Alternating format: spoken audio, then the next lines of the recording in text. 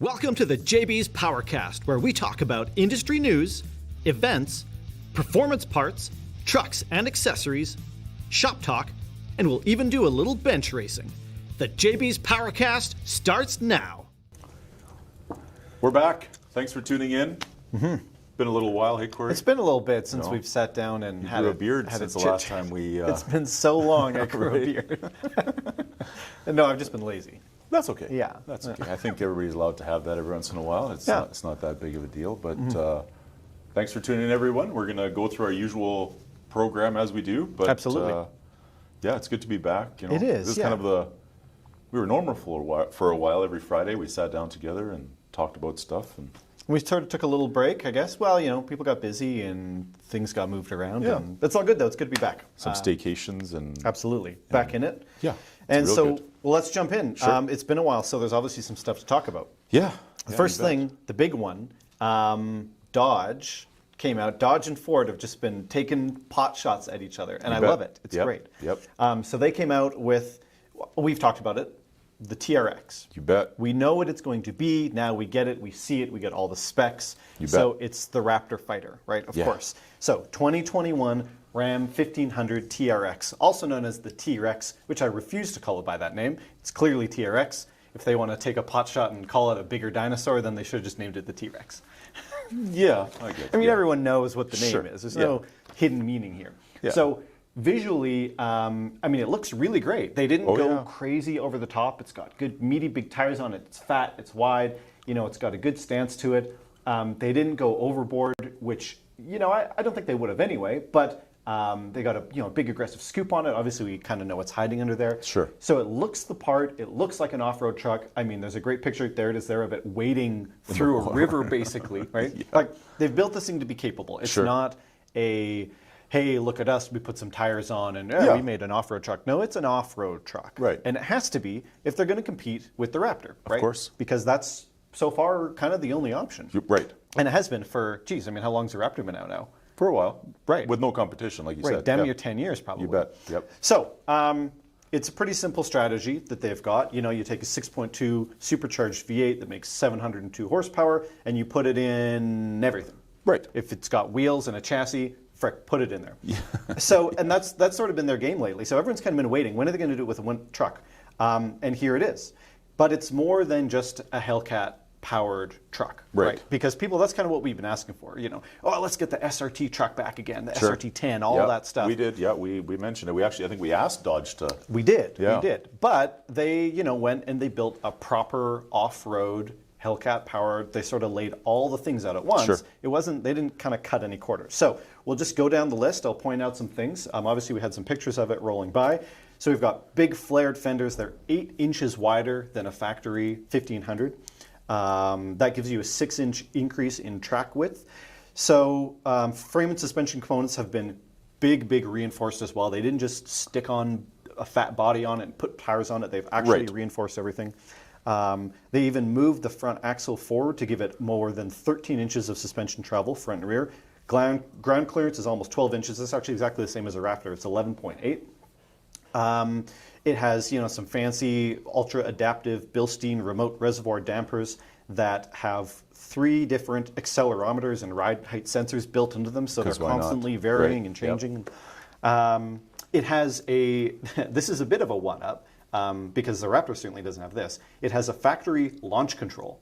Cool. Yes, launch control in an off-road truck with a supercharged V8. Why the hell not? Right. Because they know not only are they going to, make an off-road capable truck, they want to make a fast as hell truck. Sure. So, it's not like a secret hidden thing. There's a button right on the dash, launch control, which is awesome. Like that. Yeah. Has there ever been a truck with a launch? No. No, I would safely say that no one's ever built a truck. I don't think so. With a dash launch control on it. So Ram claims 4.5 seconds to 60 mile an hour, which is faster than most vehicles. Yeah. In a huge truck that weighs a lot and has a big towing capacity as well. So they also say that it's the fastest pickup truck. Now, top speed is limited by the tires, obviously, which is about 120 miles an hour. Yep. But still, that's 120 miles an hour in an off-road truck. And they're claiming it's the fastest truck. And who am I to argue? It probably is. Well, you'd like to think that they've done a little research to know that. Yeah, exactly. And the other thing on a truck like that, maybe the fastest to 120, because I'm sure the Raptor will do 120. It probably will, but again, I think it's all now it's all going to come down to, will the truck go faster? Probably. Right. But the tire is only going to let limited. it go so fast. That's right. Yeah. Yeah. So could you change the tires and make it go faster? I'm sure that many people will do that. Yes. Yeah, absolutely. Exactly. See what it does with 4 slicks. Exactly. 35-inch tires, speaking of which, all-terrain Goodyear tires. I just mentioned the tow rating, so it does have an 8,100-pound tow rating. So no joke as well. No. It can definitely tow. I know that was one of the jokes, or one of the things about the SRT-10 is like, yeah, it was a fast truck. Yeah, it made all this horsepower. Sure. But it wasn't really all that useful as a truck per se. It didn't have a ton of towing capability. Exactly. That wasn't really what it was built for. It's a workhorse truck that makes a lot of power, goes fast, goes off-road. It really kind of does everything, which is pretty impressive. Yeah. So they all come in a crew cab short bed configuration. That might change, but I mean, that's kind of what everyone wants anyway. I would agree. Would a regular cab short bed be pretty badass? Yeah, it would. Yeah. But, the demand for that is realistically so low that, like, we all kind of want that. It's getting so far away from, I was going to hearken to the Lightning, but this is such a different thing. Absolutely. That, you're comparing apples to oranges at this point, right? Sure. You can't really compare, even saying the Raptor to the Lightning. They're two totally different animals. Absolutely. It's not fair, really, to say, the Lightning was this, and the Raptor says, yeah, because they do two different things. Yeah. And I think, Corey, if you think about it, there was a time frame for the Lightning and the Dodge truck when it came out, for those single cab trucks. That was the cool thing. Yeah. I think it was when I was in high school, that was kind of like, I want a single cab short bed truck. But if you honestly go for a drive right now, how many single cab regular schbox? You're not going to see very many. No, they're so rare. Right. Because they're not that practical. No. And most people that buy a truck have more than one friend or have a family. Or they're just like, they look the space. Yeah, exactly. Yeah. Even if they don't, I'm sure that most single 20-something guys that are going to buy a new truck, they're still buying a crew cab. That's right. For the most part. Absolutely. Yeah. Absolutely. Price-wise, we weren't expecting it to be cheap, obviously. Nope. So base price, $71,690.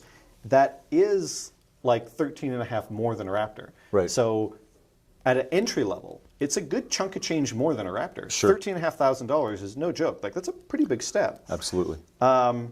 If you want to load it, fully loaded TRX, like $90,000. Which again, a $100,000 truck is not unheard of by any means. Right. But that's. I don't know what a loaded Raptor is. It's probably creeping up there pretty close. I would think so. But it's interesting that even on a base level, that they're right out of the gate running quite a bit higher. I would think that they would really sort of aim for the same price tag. Sure. So that people who maybe don't know so much that are looking at both, are going to be pulled one way or another. They coming out with a higher price tag right out of the gate really has to make sure that they make it a better truck. Sure. On paper and in real life. Yeah. That's Canadian pricing? I think that's American pricing, actually. Wow. So 90,000 USD, we're going to be 125, 130. Yeah, by the time you're done, for sure. Exactly. That's a lot of money. That's a lot of money. That's a lot of money. I guess financing makes it doable, but yeah. Sure, yeah. And like we said, $100,000 truck is they're not as, as common as they were a few years ago, but still, like, you go and walk a fully loaded Super Duty, that's $90,000. Oh yeah, for sure. So, yeah. Interesting. The money's there. I like the fact they have the launch control. I think that's a cool. I think it's cool awesome. thing, right? Yeah, because you're at the light or at the track, whatever, hit the button and go. Mm-hmm. Right? I don't even think, and I, correct me if I'm wrong. You might know better. I don't even think that like the Hellcat cars have a built-in factory launch control, do they? Oh, like a button on the I know dash. the Demon does. Yeah. I know it's very complicated to use. It's probably like a foot on the brake, spin the steering wheel, flip the mirror backwards. Exactly. Yeah. 14 buttons while you're waiting for the light to happen. Yeah. Unless you're right on the money, you just hit the gas, right? But I think more and more people, it's not just about being off-road. They like the look. They never, the intention might never to be going off-road with this truck. Totally. Yeah. But having the ability to do that or whatever it might be is cool. But yeah, you want to go to the racetrack on a street legal night, take your truck, have some fun. And you'll probably, I read there that 12.9 second quarter mile. Yeah. I mean, that's no joke. moving in a big truck like that. There's not too many cars at the track, stock vehicles or anything, that are doing 12.9. Nope. Even cars that have work done to them aren't doing 12.9. No, 12.9 is like a very respectable time for any street car. Well, if you consider like a Corvette, Camaro, even the Hellcats or the Challengers, yeah, they're not doing that. No. You know, because A, they don't hook up very well, but here you have this four-wheel drive truck that you can launch hard and it'll go. That weighs 4 times the, yeah. And you're still beating them. That's pretty cool. Yeah, it'll be fun to see them out there, because we will. Oh, yeah, absolutely. Absolutely.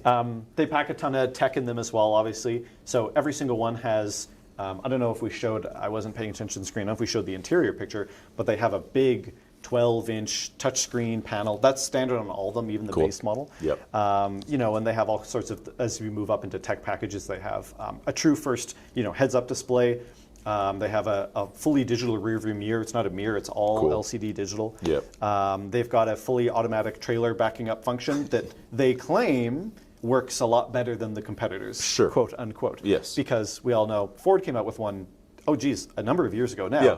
And it usually works, but I know that it doesn't always work. No, it didn't always work. No, So for sure. they claim that theirs actually works pretty consistently. Yeah. So, which is good, I guess.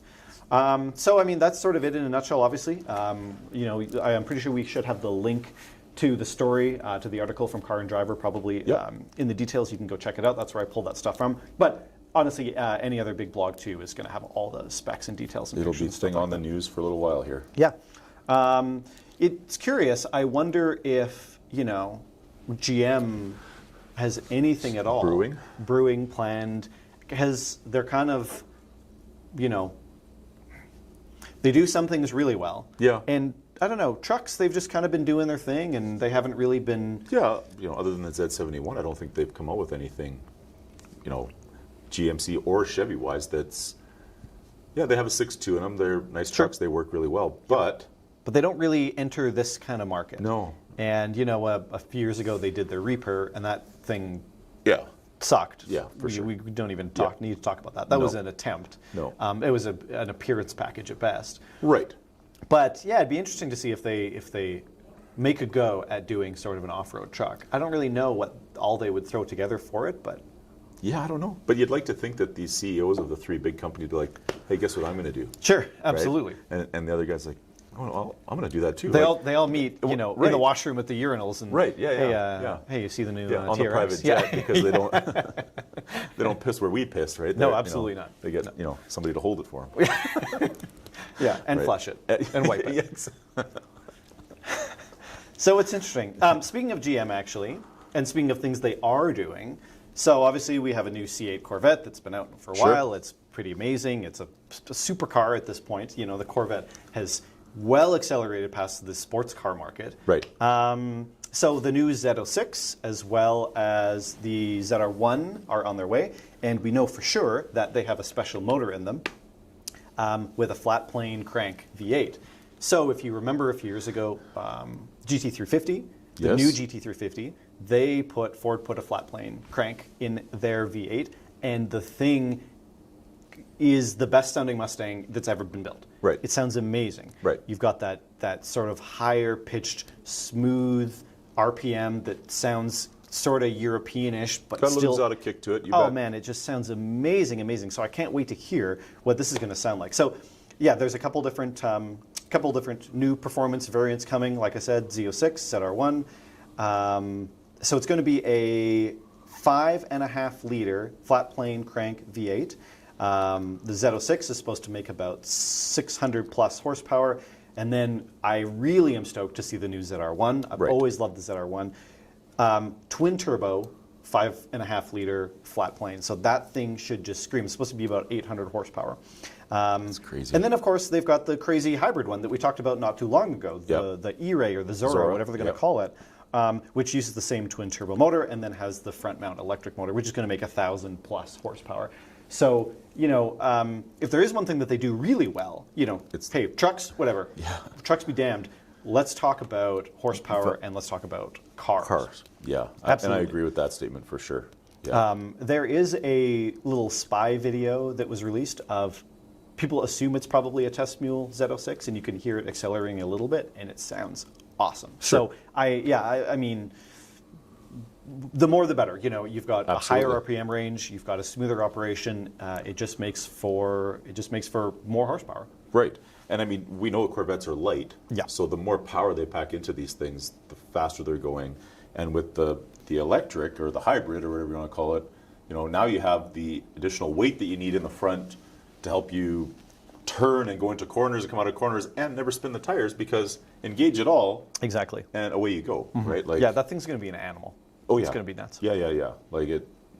Don't want to see the price tag on it though. I think it'll be pretty steep. Oh goodness! I mean, a top tier C8 hybrid, super 1,000 horsepower. It's got to be right. And I mean, they're squarely chasing after Ferraris. Oh yeah. And Lamborghinis and stuff like that. So you know, you want to play in that market. You've got to pay to play, so to speak. That's right.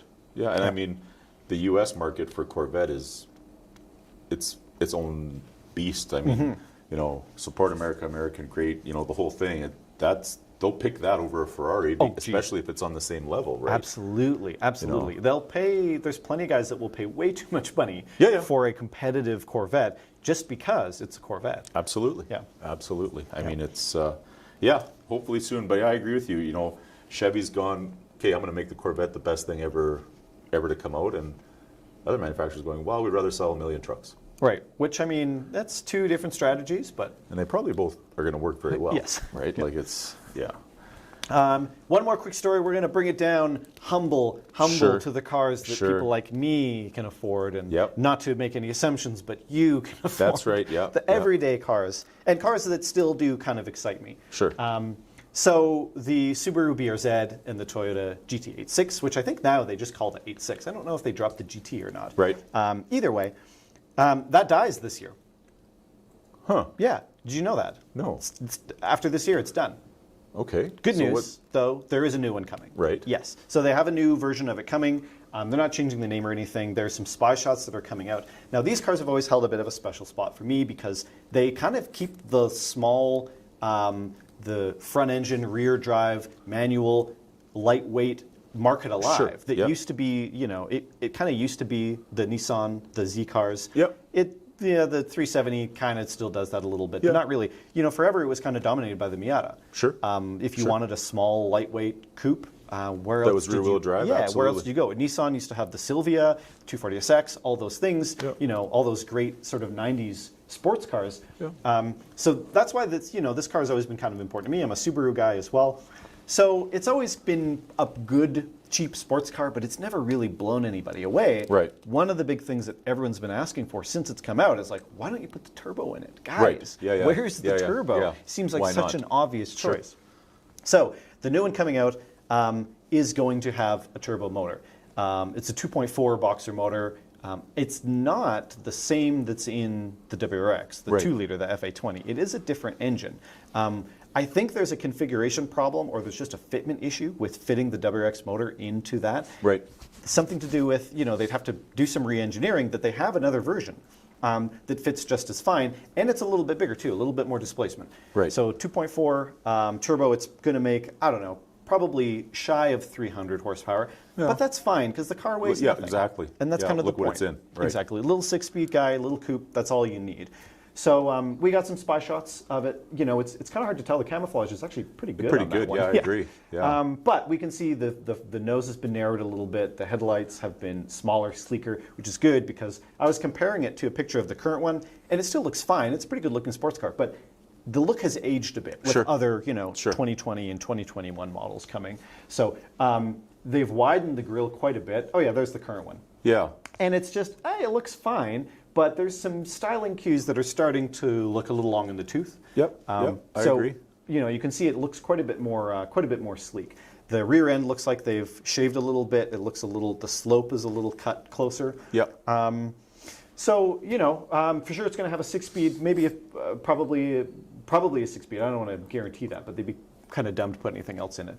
Either way, I'm excited. So there will be another one, probably 2022. There'll probably be a year gap. Sure. 2021, where the old one's done and they're selling off the old models, and they'll launch the new one for 2022. Right. But I guess we can tell that spy shot is really recent because the person driving is wearing a mask. That's a very good point. Yeah. It's just how long ago was that? Well, not that long because they're wearing a COVID mask inside the car. Probably within the last month. Yeah, exactly. It's interesting. So we know it's recent. Yes. And real too. And real. Unless somebody photoshopped a mask. Which takes because if it wasn't wearing a mask, that was last year. Yeah, exactly. Yeah, that's not new. But so new BRZ and an 8.6 coming, which is cool. I obviously fully support it. Those cars need to be there too. The Z06s, they have their place, but so does the every man's sports car. Agreed. The 30,000 and under sports car. Right, and they'll sell a ton of them. Yes. And it won't take long for guys to tune them and get. Could you imagine 400 horsepower in that car as a daily? Oh, it'd be I so much fun. can. Yes. Independent suspension, it'll corner, it'll handle well, it'll get great mileage if you're daily driving it to work, and looks good, wheels, tires. It is the car that every guy can afford. And enjoy too. Yeah, no, I agree with you 100%. Yeah, and since Hyundai sort of did away with the Gen Coupe, there's that was another piece that is just missing in that market. Because they sold a ton of those Genesis Coupes, man. Well, they did it right, and they put a turbo in, and they put the V6 in. There's two good choices. Yeah. The motor that's in the BRZ is fine, but it's just it makes 200 and whatever horsepower. Yeah. It's not quite enough, and there's not really any torque to it. So this will be good, and obviously putting a factory turbo is going to, like you said, allow tuners just to crack it open and open it up and start playing with it. Yeah. No, it'll be good, and as usual, I'm sure they've done their market research. They'll sell a ton of them when they do land, so be real good. Cool. Well, those awesome. are 3 stories sort of that I found that were interesting, and I'm sure there's a lot of people going to be excited about some of that stuff. So. Yeah, absolutely. Thanks, Corey. Absolutely. So we'll take a break, and when we're back, we're with Kirk Miller from AEM. Yes. Should be good. Yes. Cool. See you guys after the break. Thanks. You rely on your truck to tow, haul, and deliver day in and day out. At Bully Dog, we develop and improve your truck's economy, power, and performance without sacrificing durability. Every tuner is designed to exceed your expectations. With more than 2 decades of experience, Bully Dog is a name you can trust. Bully Dog gives your truck the performance edge it's been missing. Shop the largest Canadian inventory of Bully Dog tuning devices at JBs Power Center in Edmonton and Calgary at the guaranteed lowest prices. Or shop online at jbspowercenter.com. Power. The dictionary says it's the change in energy over a period of time. We'll make it easy for you. Power is MBRP. Increased performance, fuel economy, assertive tone. That's an MBRP high-flow performance exhaust system. Shop the largest selection of MBRP exhaust from JB's Power Center in Edmonton and Calgary at the guaranteed lowest prices or online at jbspowercenter.com.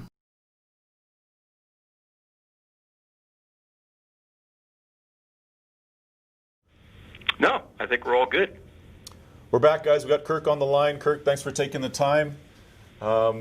Whereabouts are you? So we can ask how the weather is. We're in Los Angeles. We're actually in Hawthorne. So we're a block up from Tesla, but just a few miles from LAX. So I guess it's safe to say that the weather is good there. It doesn't suck. Yeah, it's a little warm if that's a complaint, but it's pretty much awesome year round. Yeah, as Canadians, we never complain about warm. We take the good days when we can because winter is what kicks our ass every year. So, well, in my opinion, in those areas, you tend to appreciate the nicer weather more. We take it for granted out here for sure. Yeah, all good. So let's get right into it, Kirk. I guess I want to start. I know a lot of our viewers and everybody, you've seen the brand, you've seen the logo. AEM's been around for a while. Give us a brief history on AEM. Sure. You said we've been around for a while. Yeah, 33 years now. We were founded in '87 by John Conciality, goes by JC. He's still involved with the company. In '97, there was a transition. The earlier days of AEM was really, it was sort of this hybrid of an engineering facility and a true early tuning shop that did standalones and fabrication engineered pistons and rods for a lot of the small displacement vehicles of the earlier days of the the Honda sort of revolution, the tuner revolution. So that was 87 to 97. 97, JC sort of hit the rev limiter with AEM and went back to his former boss and son. That's Peter and Greg Neuwirth, who were very successful business people, but also in the automotive industry. And JC talked to Peter and Greg about some of his challenges with business and also some of the great product ideas that he had, in the pipeline, but just couldn't get them to the market for a multitude of reasons. Distribution for the tuner market was non-existent or in its earliest stages, and it takes a lot of capital, a lot of planning, and things like that to bring products to the market. So Peter and Greg actually purchased the company from JC. JC's still involved with the company, as mentioned, and from there we transitioned from being an engineering/tuning facility to being an engineering/manufacturer into the company that we have today.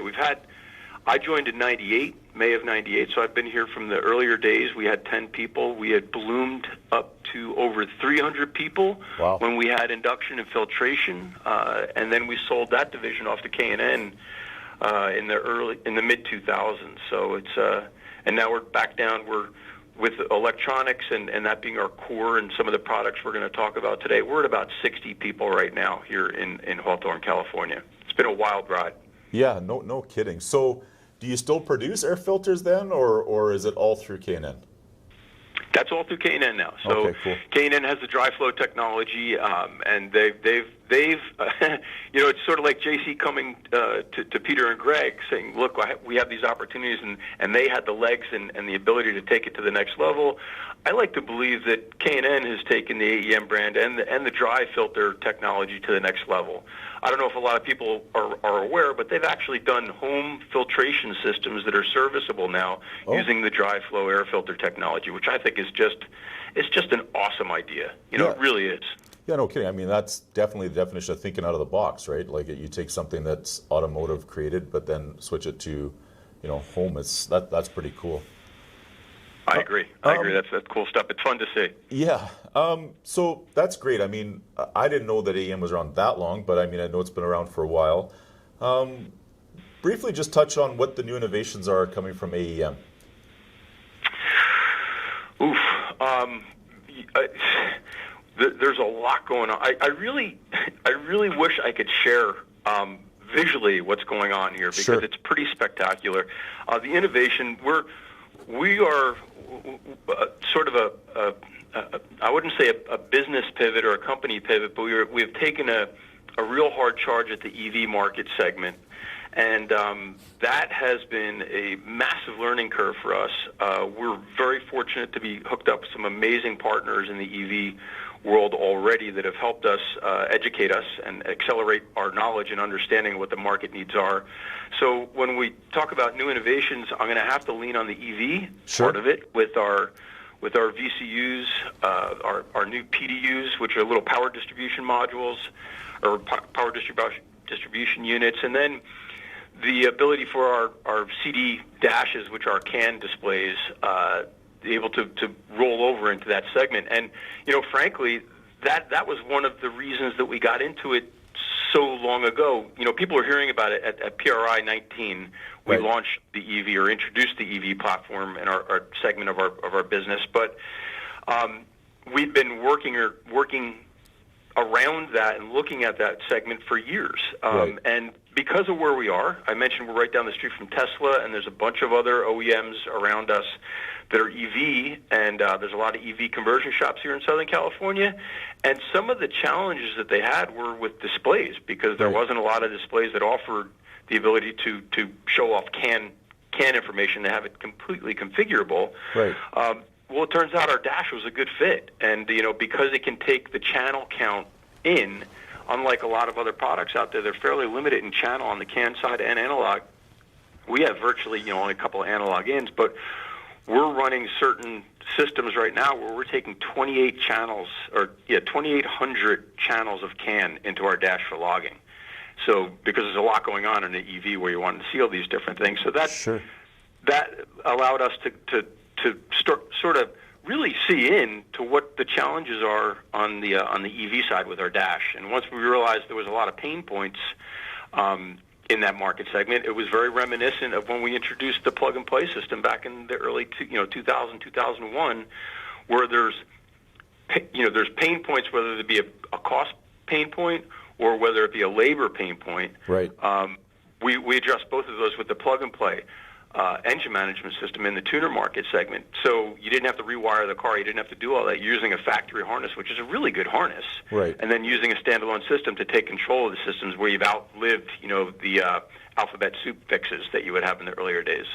We were seeing almost the same thing in the EV market, where you had a number of devices controlling a bunch of different areas and a lot of analog switches up and dashes and a multitude of gauges. And then we saw the opportunity where we could marry all this and introduce sort of a supervisor system, right, our VCU, and then some other devices like our PDU to handle the power requirements. All CAN based, so it's kind of there's some analog, but it's all a lot of CAN. It's really cool, really neat, clean. So in the aftermarket world, when it comes to EV, I mean, where you are down there, the electric vehicle market is a lot bigger than it is up here. So are you guys targeting the person that buys the Tesla that wants to add something to it, or are you working directly with those manufacturers to make it better as they buy it from the factory? It's a great question, and I'm glad you've said that because it lets me clarify. We're not looking at the OEMs at all. So if you look at a Tesla off the showroom floor or a vehicle on the road, that's not the vehicle we're targeting, or even the market at this time, because those things are amazingly complex, sure, the overall vehicle dynamics. So what we're doing is we're taking the angle, it's sort of the hot rod crate engine swap, okay, where you have people doing retrofits or swaps into earlier sports cars and making them electric, or taking more contemporary hot rods and putting in some of these electric power plants, which are pretty stunning in power and torque. So we're going after the EV motorsport segment and the conversion shop, the conversion market segment. That's where we're angled at. Well, that's real cool. I mean, to be honest, I've never actually thought of putting an electric in a hot rod, but I mean, now that you've said it, why not? I mean, that might be the new version of the hot rod as we progress into the future. That, hey, it's no longer putting a LS or a Chevy into a 51 Ford. No, I'm going to run an electric in there, and it's going to be the new hot rod, which sounds pretty cool. Well, yeah, it is. There's a lot of benefits, but I'll back up a little bit because I'm a petrol head. Sure. I love the sound. I love the feel, and the unfortunate part of the EV segment overall is that you lose that part, and that is I could be in my office and hear a car rip by, and I have goosebumps on my arm. Sure. That's not going to happen with an electric car. What is going to happen with an electric conversion is the fact that how much torque and how much power you can have on demand, without waiting. You think about just think about an ICE, an internal combustion engine, where it takes time to get to a certain horsepower or torque. Yeah. The EV, you can have that instantly. Right. And to get so the EV part of this is something that a lot of people are going to have to experience personally before they really appreciate it. Because you look at it, it's not, it's, if you've ever watched an electric race car, or even, watch a Tesla accelerate, it's almost like somebody sped up a film in front of you. Like you can see the car moving quicker than anything else, but it doesn't compute because you're missing some of that feedback loop, meaning the sound. Of course. But man, if you can get in one of these things, oh my God, it's really, it's one of those things where, my circle of friends, a lot of car guys, a lot of different kind of motorcycle and road race and drag race and land speed and off-road, and every one of those guys, once you walk through an EV package and then put their butt in a seat and let them feel what these things have to offer and the different set of sensations, I haven't had one person get out of the car and say, "Oh, that's stupid. That still sucks." No, it gets out like, man, that's something that's really interesting. I think I want to look at doing. I want to do a conversion myself. Sure. So it's I'm excited about it. And one of the other reasons that AEM in particular appreciates this opportunity is because it's going to expand the market. Sure. You have people out there right now who, my son, he's 20 years old.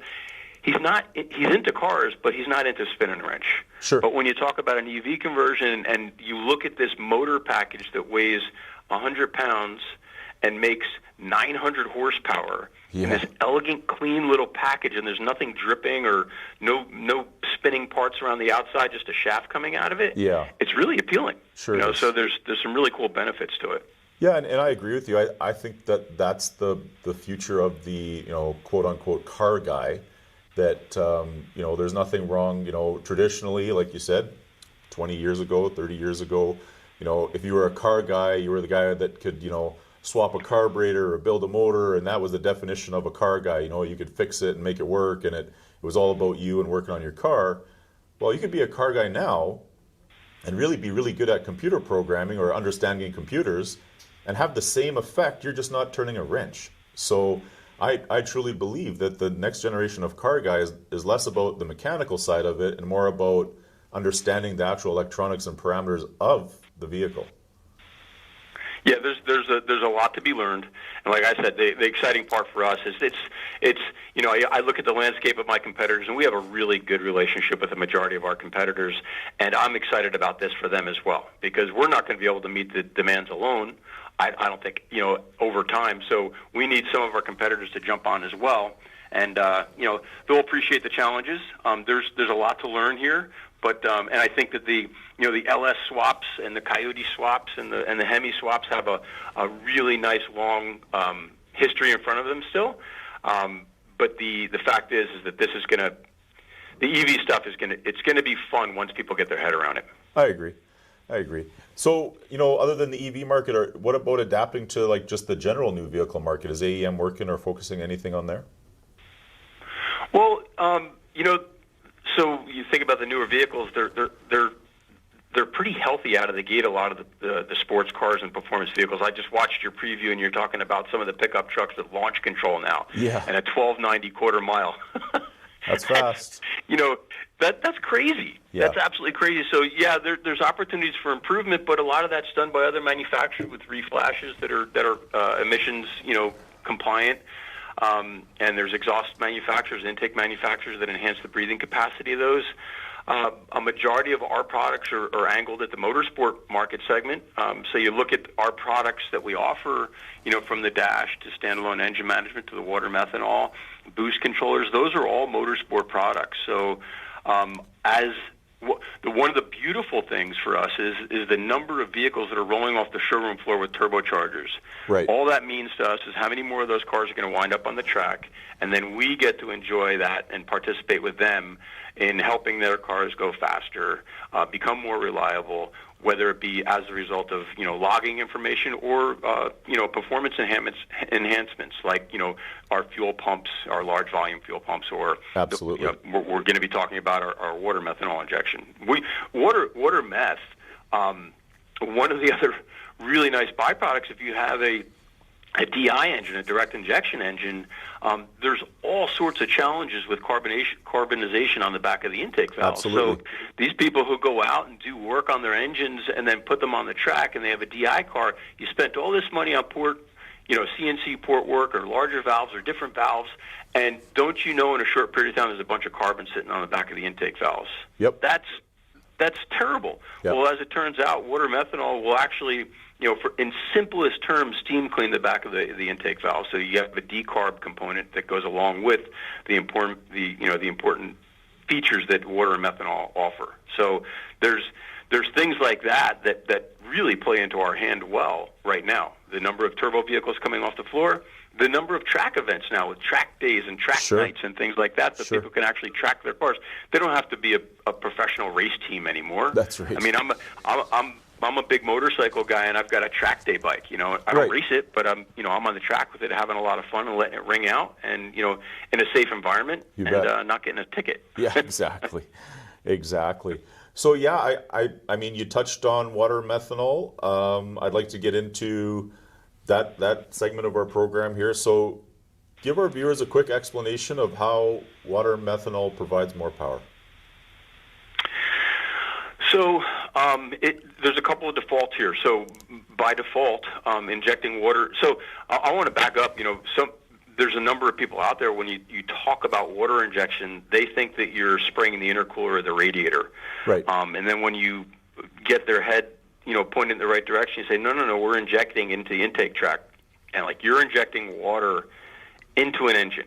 Well, yeah, it can be straight water, or it can be water and methanol, a max 50-50 blend.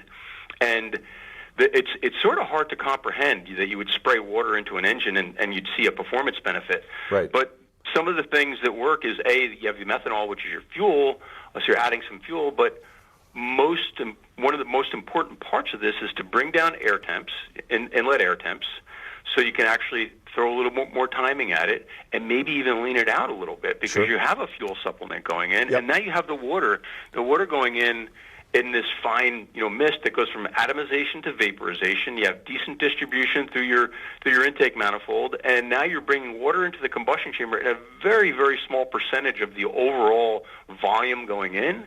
But what that percentage does is brings down your peak combustion pressures and temperatures. So when you get those peak temperatures down a little bit, you're able to either lean it out a tiny bit, run it a little cleaner, or throw a little bit more timing at it. Right.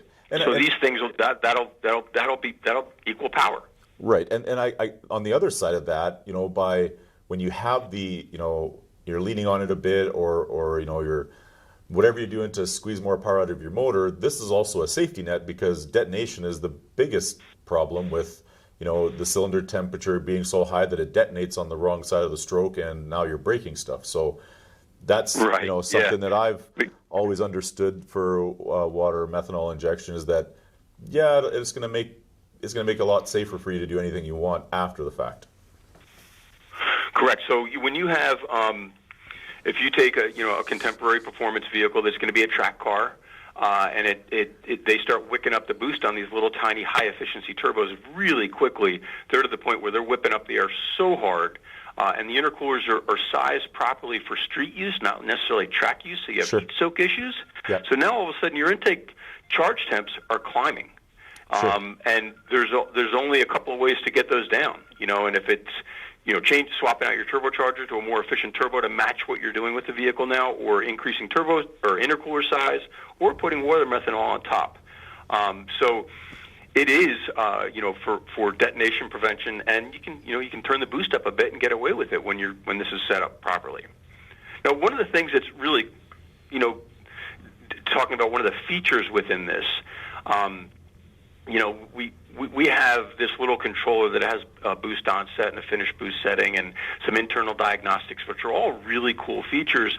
But I think one of the coolest features that this controller has, and this loops back to using this as you're going to tune with higher boost if you're running water methanol. You might run some more aggressive timing with water methanol. You might even run less fuel with water methanol all on top. But what happens if the water methanol goes away? Right. And now here you are running timing, more boost and less fuel, and we're right back to what you talked about with detonation in even a worse way. So now it's full-blown opportunity for China syndrome. It's going to be a meltdown, right? Right. So the system has the diagnostics internally to look for an open circuit or a closed circuit, meaning a short, or even a low fluid. So if it goes low on fluid, there's an error message that comes up in your dash with a little LED or in the controller if you can have visibility to it. But the most important component of that is something called the boost safe. So if a warning error kicks, there's a low side, a ground output of the controller, and you can decide what you want to do with that. So if you have a smart system that you can do something with an HP tuners or something like that where there's map switching available, or another reflash form, that low side can trigger a map switch back to a default, let's call it a base cal or base map. So it's a safer boost range, safe ignition curve.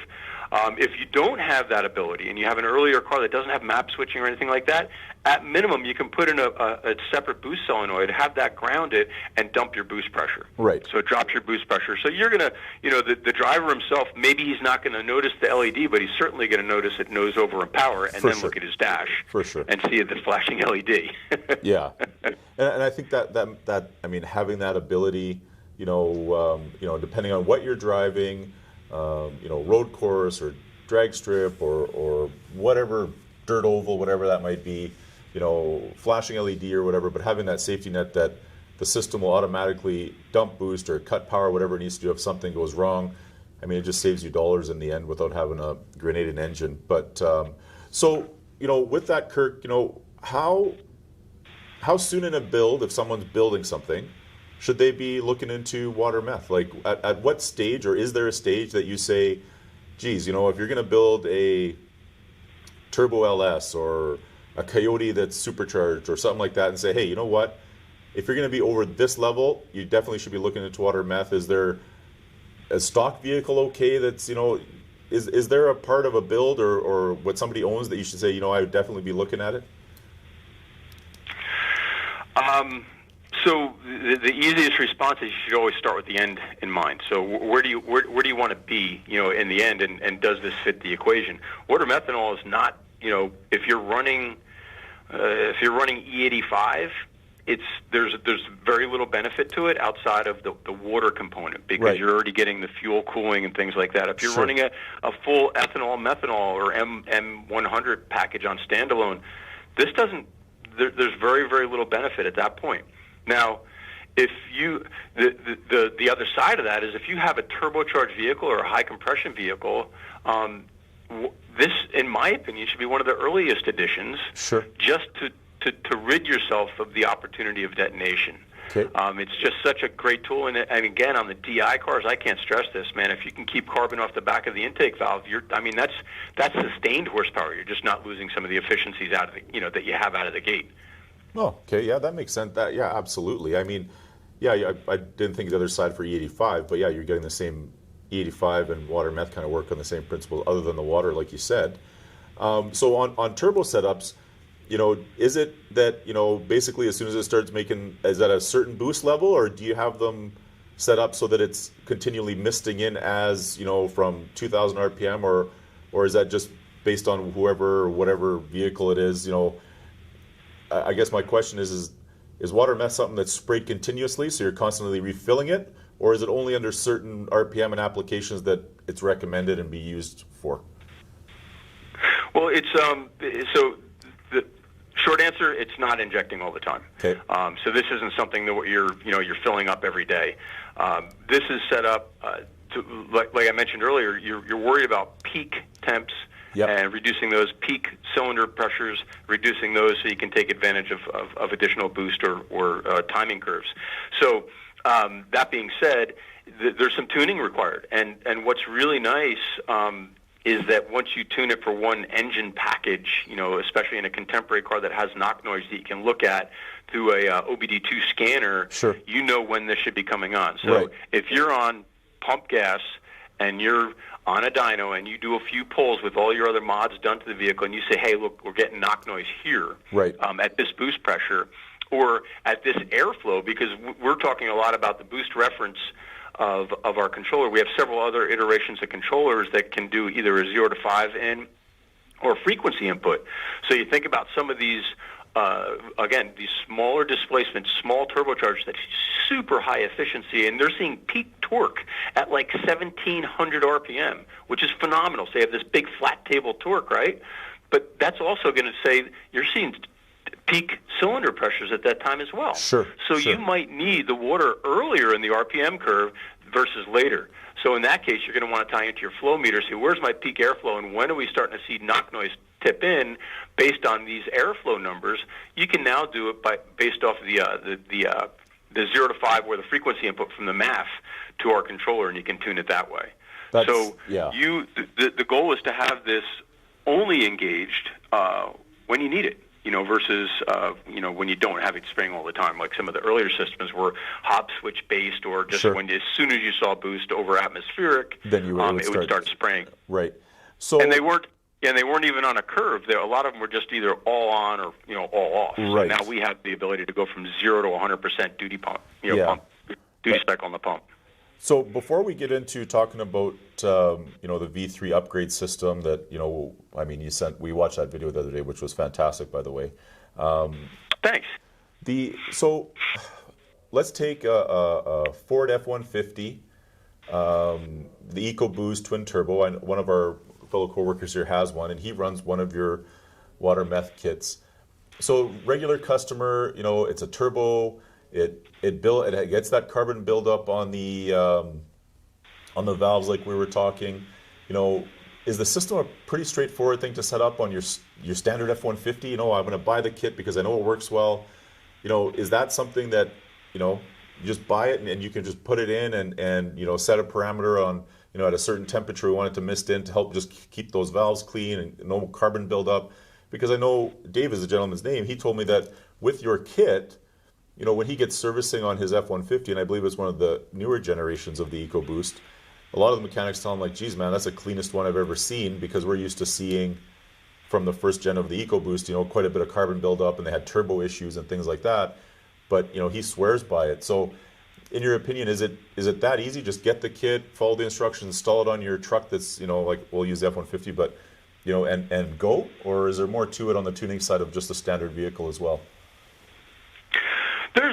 There's going to be some tuning variations from app to app, depending on what they're using it for. But he's literally making my point, and the dealership's making my point for me, where there's no carbon on the back of the intake valves. That's phenomenal. I'd love to hear that.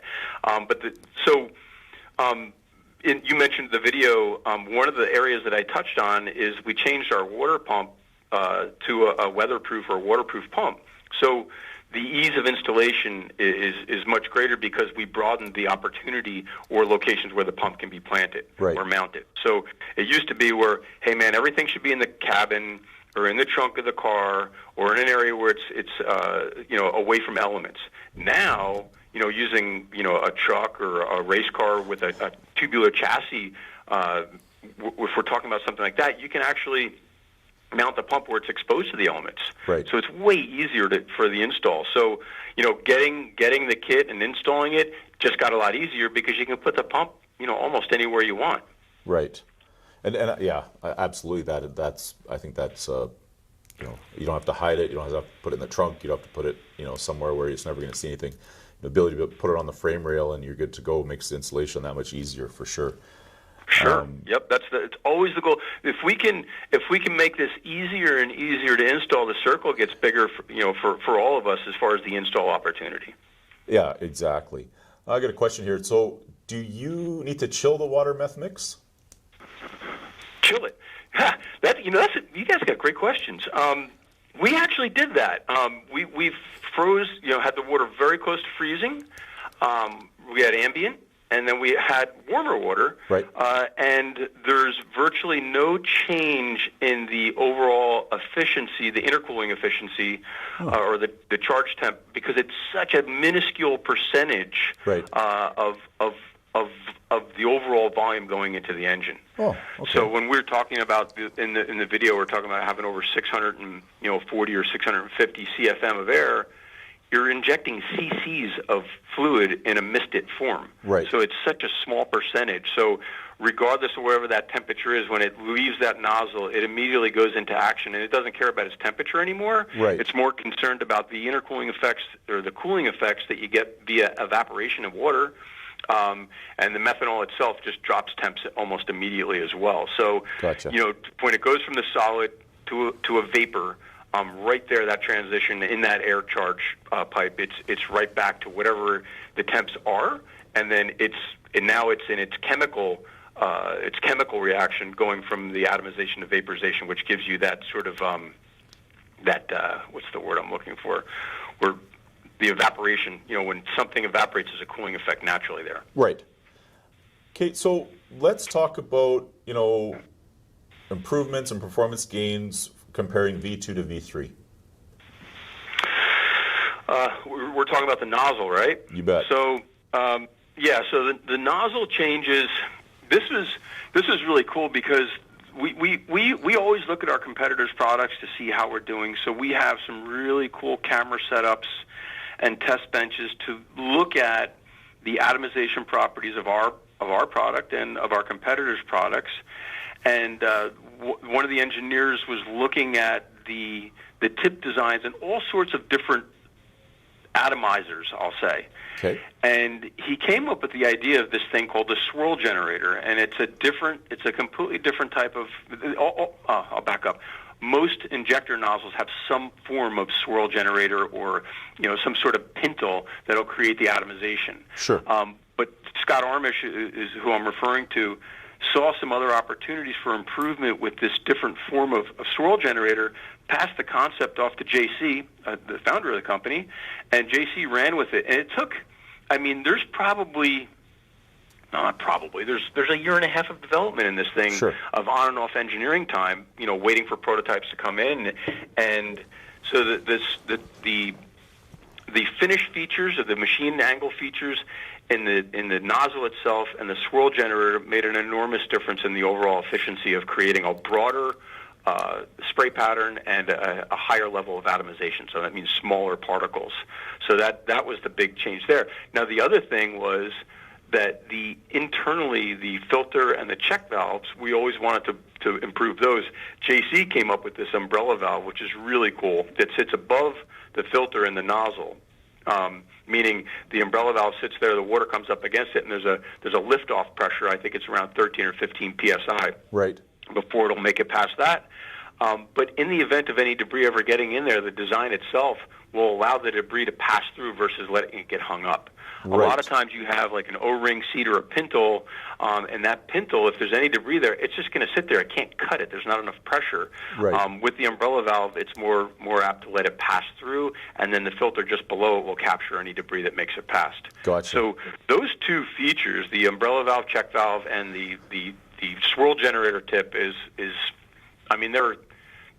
we say revolutionary. They are. It's a really cool package. And then I see up on the monitor you have now is sort of the breakdown and the simplicity of this. There's no spinning parts in anymore. JC came up with this top piece that clips in. Everything just stacks in. You hold it in with your thumb, and then you drop a little clip in, and you're done with your assembly. So it's easy to service. And I'll also note, the swirl generator. That's that little white piece that leads into the nozzle assembly. There's three different sizes. There's a 250, a 500, and a 1000 cc. And there's little markings on the back of that give the installer the heads up on what nozzle they're using. So There's no guesswork whatsoever. Wow. So, like you said, innovative, absolutely. So if somebody wants to go from V2 to V3, is it quite the upgrade? It's so simple. Spin your old nozzle out. We have a push-pull fitting for our quarter-inch nylon pressure line. Yeah. Spin your old fitting out and spin the new fitting in with an equal-sized nozzle or jet, and then plug in and you're done. It's really simple. We have a separate little kit that's two jets or two nozzle assemblies that someone can buy. I think it's around in U.S. it's like $79. Right. For two nozzles. It's like a really nice upgrade opportunity for people. So, that's $79. That's 120 Canadian or so, give or take, depending on the dollar. But now, it was the atomization and the way the spray came out of the nozzle that you guys seen the biggest benefit, correct? Yeah. So the goal is to get so. We talk about the changes that we made and what we saw, but what that means to the user is really probably the most important of all this. If you have a finer atomization with the same amount of fuel, you can actually have a quicker cool down and charge temp. The data that we're showing in some of our videos is that you can have actually close to 6 seconds in reduction of time to get to your base temp. So what that means is if you have something, let's say intake air temp is 250 degrees, right, and you begin injecting with the V2 250, in 6.5 in some period of time, let's say I don't have my data in front of me, but let's just say it's 12 and a half seconds, you get down to 90 F. That's Right. okay. That's a huge drop in intake air temp. Now you're in a safe level, and it did a good job. Sure. Now, put in the V3 nozzle, and because of the finer atomization, you're going to get your intercooling effect to happen quicker. Your temp drops are going to come down quicker. So how much quicker? What we're seeing on average is about 6.5 seconds sooner. So if you said it was from 0 to 12.5 seconds, now in 6 seconds, you're going to be down to that same 90 degrees. So Right. what that means is you can bring in your timing, you can bring in your boost, you can pull your fuel, all that 6 seconds sooner in your curve. Or, when you put it, when we talk about race cars, coming off a corner, and having something intercool that much quicker in your map responding to that lower intake charge temp, you're down 6.5 seconds, off of every corner maybe sooner. You'll have the intercooling effect, so it's getting more power down sooner. So there's the benefit of all these things we're talking about, atomization and vaporization, and the check valve and all these things. What does that ultimately mean? Is that you get a quicker drop in intake charge with a less amount of fluid. So what we saw also is that intercooling effect, that drop in intake air temp, and the volume used, we compared our old V2 500cc nozzle to our V3 250, and they went. I mean, the V3 250 cooled quicker and then accomplished the same goal as far as dropping the temp. Wow. So now you can do more, with less. I keep saying that, and it sounds like a cliche, but it's a fact. Right. Yeah. The data backs it up. Yeah, you're basically using less water methanol to get a better effect than. Well, I guess it's just new technology, but yeah, more with less is exactly the way to explain it. I mean, that's right, and then that also reduces the number of fill-ups that you have to do on your tanks. Sure. Now, so my next question here, Kirk, is the actual fluid itself. Like there, boost juice, and there's all kinds of names that people call it, and mix their own blends and stuff like that. Is it technically like winter washer fluid? What or what's the recommendation? What are the differences in the fluids that should be used? What should you never use? Just so our listeners can actually, hear it from the head office. Look, water methanol, this is what you should, and this is definitely what you shouldn't be doing. Right. Well, I'll start with the sort of the rubber stamp PSA is that you should never go past a 50-50 blend of methanol and water. And the reason for that is this is a great system. Everything is rated for 100% methanol. Okay. But the fact of the matter is it's not a fuel system. It's a water methanol injection system. You're using nylon lines. There's no braiding on these things. Sure. So there's always an opportunity for something to go south, meaning, a line rupturing or something like that as a result of an accident or some maybe a sloppy install. Sure. Where you have some opportunity for abrasion on the line so the line can split. And the last thing in the world you want is pure methanol spraying anywhere because it's a clear burning fuel. Absolutely. So really, really dangerous. So that's the first part of that. So stick with 50-50. You get the benefits of the water. For pulling your combustion chamber pressures and temps down a little bit, and allowing you to throw the timing at, and then you have the benefits of the methanol fuel for the additional cooling in the fuel itself. So stick with 50-50 max. Okay. Winter washer fluid people have been using for a really long time. It's got methanol in it, it's got water in it, it's got some other additives in it that we haven't heard any kind of calcification or any issues like that. We do always recommend that you use deionized water for that reason. You don't have to worry about the mineral content in water, actually clogging up a nozzle or an injector or something like that. So it's good always to use deionized water. And then you can use, there's a number of different types of methanol out there, but you always want to use something that is non-hydrocarbon based. Okay. We did have some people who were using fuels that were hydrocarbon based, and you could have an impact on some of the O-rings in the system. We've since changed that to prevent that, but again, you shouldn't be running a hydrocarbon fuel through these things. It should be a hydrocarbon-based fuel. It should be methanol only. And just to expand on that a little bit, when talking about different fuels that you can use, a few years ago, myself and one of my coworkers were over in Shanghai, in China, doing an install and a demo on a dyno on a a Volkswagen Golf, Sure. a little 1.6 liter turbo, and the guy had intake and exhaust and a remap in it, and it was a nice little track day car, and we did the install. And then we said, okay, now we need some deionized water and some methanol. And they looked at us like we had three heads. Right. And I'm like, oh my God, they don't have what we're looking for. And here we are with all these people standing there watching us. So there happened to be a grocery store across the street. Devin and I and one of the guys over there who spoke the native language ran over there. And we found a rice vodka that was 100 proof. 100 proof is 50% alcohol. Right. So we wound up dumping that in the can, and as it turned out, it worked beautifully with the system on. We picked up, I think it was between 12 and 14 horsepower consistently, because the cowl was there that would let it run out a little bit further on boost and timing, watching the knock sensor. So just by adding that and flipping the system on, you picked up 12, 14 horsepower on a car that was making, 130 on the tire. Sure. Yeah, that's 10%. Yeah, you bet. That's pretty damn good. Yeah. And it was rice vodka. Right. Well, I mean, that's good to know. So you would say not to run like E85 in there? Oh, hell no. Yeah. No, okay. you, when you're talking about, and I'll say that again, I can't stress this enough, this is not a fuel system. Right. This is for water or methanol. And when we hear time and time again, people at track, I'm running 100% methanol on this thing, it works great. I'm like, that's great, but you're missing the point. A lot of benefits of water, because the water itself does have massive benefits in the performance opportunities. Sure. And we've done, just to give you an idea, we've done a lot of tests, and so have a lot of people in the field, where they'll take a car and they'll have a standalone management system on it, on a race car, and let's just say it's a turbocharged S2000 that makes 600 horsepower on race fuel, and 500 horsepower on pump gas, just for rough numbers. Right.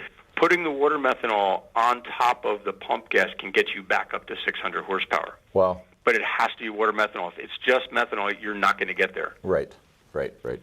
Wow, I'm glad you clarified that, because everybody, with the way the internet is and the way I do this and I do that, and it's their word versus the world, I guess, but yeah, hearing it from company that actually develops and produces and sells the product, I mean, it's good to know that, you need water in there to actually make it work properly.